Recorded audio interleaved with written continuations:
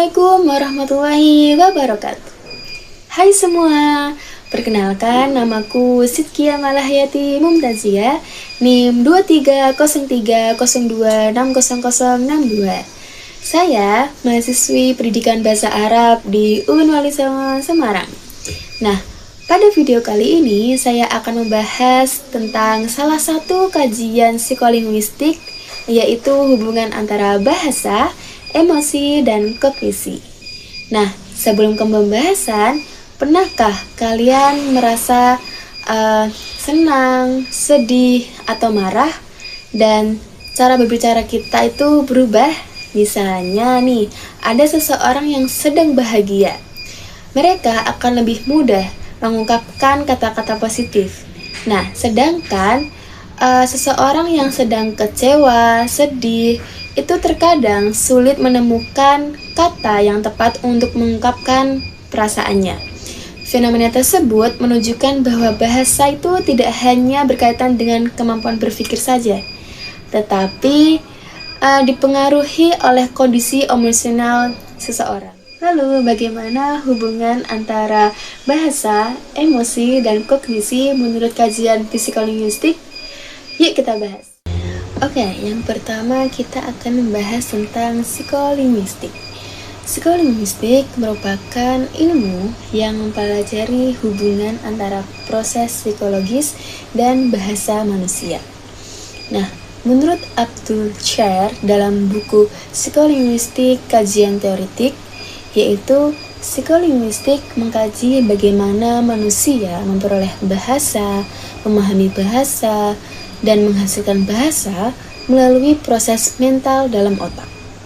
Nah, dalam proses berbahasa, manusia tidak hanya menggunakan kemampuan linguistik saja, tetapi juga melibatkan aspek psikologis seperti kognisi, emosi, memori, dan perhatian. Yang kedua, ada pembahasan bahasa dan kognisi. Nah, kognisi sendiri merupakan proses mental yang berkaitan dengan cara manusia memperoleh, menyimpan, dan menggunakan semua pengetahuannya. Nah, dalam bahasa, kognisi berperan ketika seseorang memahami makna suatu kata, menyusun kalimat, mengingat kosakata, dan memilih kata yang sesuai dalam komunikasi. Nah, contohnya itu ada ketika seseorang ingin mengatakan saya lapar. Nah, sebelum kalimat tersebut keluar, otak melakukan proses kognitif. Yang pertama, merasakan kebutuhan tubuh. Yang kedua, menghubungkan pengalaman tersebut dengan konsep lapar. Yang ketiga, mengambil kosakata yang sesuai. Dan yang keempat, menghasilkan ujaran. Jadi, bahasa merupakan hasil dari proses berpikirnya manusia. Yang ketiga, ada bahasa dan emosi. Nah, pengertian dari emosi sendiri adalah keadaan psikologis yang memengaruhi pikiran, perilaku, dan komunikasi seseorang. Dalam psikolinguistik, emosi dapat mempengaruhi yang pertama, pemilihan kata. Orang yang sedang bahagia cenderung menggunakan kata-kata yang positif. Contohnya, saya sangat senang hari ini. Nah, sedangkan seseorang yang sedang marah cenderung memiliki kata yang lebih keras. Nah, yang kedua itu ada cara berbicara. Emosi dapat mempengaruhi intonasi, kecepatan berbicara, ekspresi wajah, dan tekanan suara. Contohnya, seseorang yang gugup saat presentasi terkadang mengalami kesulitan menyampaikan kata-kata meskipun sebenarnya dia memahami isi materinya. Nah, yang ketiga ada pemahaman bahasa. Emosi juga dapat mempengaruhi cara seseorang memahami pesan. Nah, keadaan yang sama dapat memiliki makna berbeda tergantung keadaan emosionalnya. Contohnya, kamu hebat. Nah, jika disampaikan dengan nada tulus, berarti pujian. Namun, jika disampaikan dengan nada tertentu, bisa memiliki makna sindiran.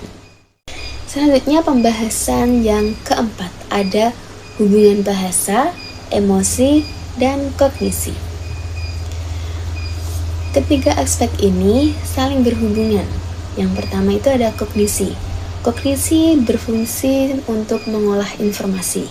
Nah, kalau emosi itu memberikan warna dan pengaruh terhadap proses berpikir. Sedangkan bahasa itu menjadi alat untuk mengekspresikan hasil proses tersebut. Nah, contohnya itu jika seseorang mendapatkan nilai bagus, kognisinya memahami bahwa hasil tersebut merupakan keberhasilan. Nah, emosinya muncul rasa senang dan bangga. Nah, bahasanya itu suatu pengungkapan saat saya sedang bersyukur mendapatkan nilai ini. Pembahasan selanjutnya ada fenomena kesulitan berbicara saat mengalami emosi yang tinggi. Dalam kehidupan sehari-hari, seseorang terkadang sulit berbicara ketika sedang mengalami emosi yang tinggi. Misalnya, seorang mahasiswa akan melakukan presentasi sebelum berbicara ia merasa gugup. Akibatnya, ia lupa beberapa kosakata, kalimat menjadi tidak terstruktur, dan berbicara itu lebih cepat atau lambat. Menurut perspektif psikolinguistik, hal ini terjadi karena kondisi emosi mempengaruhi proses kognitif yang digunakan dalam produksi bahasa. Ketika seseorang mengalami kecemasan, perhatian dan memori kerja dapat terganggu sehingga proses pemilihan kata menjadi kurang optimal. Namun, setelah emosi lebih terkendali, kemampuan berbahasa biasanya lebih baik. Pembahasan yang terakhir adalah implikasi dalam pembelajaran bahasa. Pemahaman tentang hubungan bahasa, emosi, dan kognisi memiliki manfaat dalam pendidikan bahasa. Guru bahasa perlu memperhatikan kondisi psikologis peserta didiknya. Contohnya, menciptakan suasana belajar yang nyaman. Yang kedua, tidak memberikan tekanan yang berlebihan ketika siswa sedang berbicara. Yang ketiga, memberikan kesempatan siswa untuk mengekspresikan idenya. Yang keempat, ada menggunakan aktivitas yang meningkatkan kepercayaan diri siswanya. Nah, dalam pembelajaran bahasa Arab misalnya, siswa yang merasa takut salah sering mengalami hambatan berbicara. Oleh karena itu, guru perlu membangun lingkungan belajar yang mendukung agar proses pemerolehan bahasa berjalan lebih efektif.